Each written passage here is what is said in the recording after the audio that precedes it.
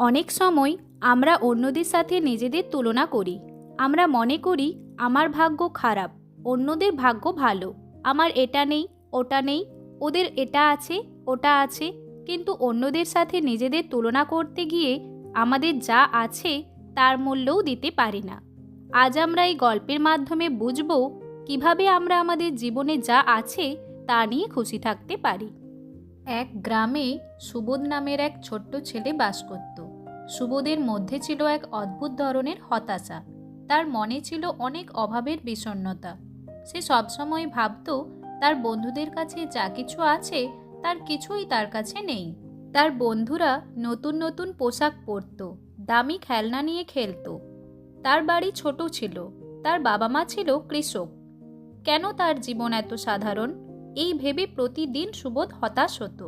একদিন সুবোধ একটি গাছের নিচে বসেছিল। তখন হঠাৎ তার পাশে এক বৃদ্ধ এসে বসলেন। সুবোধ অবাক হয়ে ওই বৃদ্ধের দিকে তাকিয়েছিল। বৃদ্ধ কিছুক্ষণ পর সুবোধের দিকে তাকালেন।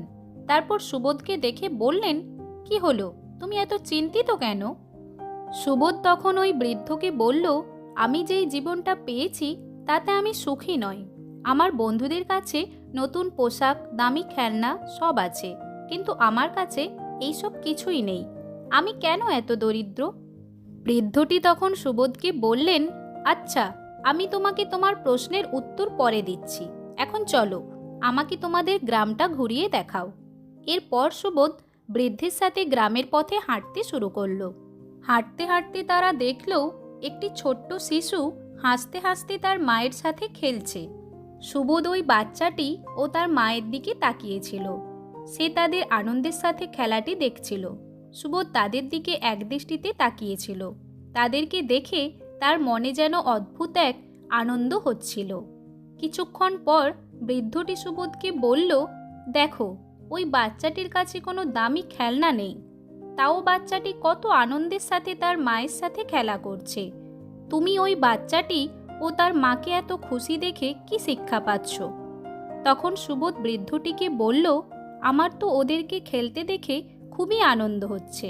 বৃদ্ধটি সুবোধকে বলল, আমরা যা চাই তা সব সময় নাও পেতে পারি, কিন্তু যা আমাদের কাছে আছে তার মধ্যে সুখ খোঁজা সবচেয়ে বড় জ্ঞান। যদি তুমি তোমার পরিবারকে ভালোবাসো এবং যদি তুমি জীবনের ছোট ছোট আনন্দকে উপভোগ করো, তাহলে তোমার জীবনে অবশ্যই শান্তি আসবে। বৃদ্ধটি আরও বলল, তুমি যা ভাবছো তা ঠিক নয়। আসলে তুমি তোমার জীবনটা যদি অন্যদের সঙ্গে তুলনা করো তবে কখনোই সুখী হতে পারবে না। সুবোধ এবার নিজের মনকে শান্ত করে বুঝতে পারল যে জীবনে আসল সুখ আরাম বা ধনসম্পদে আসে না। আমাদের জীবনে যা আছে তার মধ্যেই সুখ খুঁজে নিতে হয়। সেই দিন থেকে সুবোধ তার পরিবারের সাথে সময় কাটাতে শুরু করলো। জীবনের ছোট ছোট আনন্দের মুহূর্তগুলোকে উপভোগ করতে শুরু করলো। আসলে জীবনে আমাদের যেগুলি নেই তার প্রতি মনোযোগ দিতে গিয়ে আমরা আমাদের বর্তমান জীবনে যা আছে সেই সুখ এবং আশীর্বাদগুলোকে ভুলে যাই।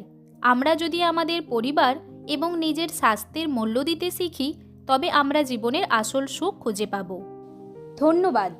আমাদের এই গল্পগুলি যদি আপনাদের ভালো লেগে থাকে তাহলে লাইক, কমেন্ট এবং শেয়ার করবেন এবং এই ধরনের আরও গল্প পেতে আমাদের চ্যানেলটিকে সাবস্ক্রাইব করবেন।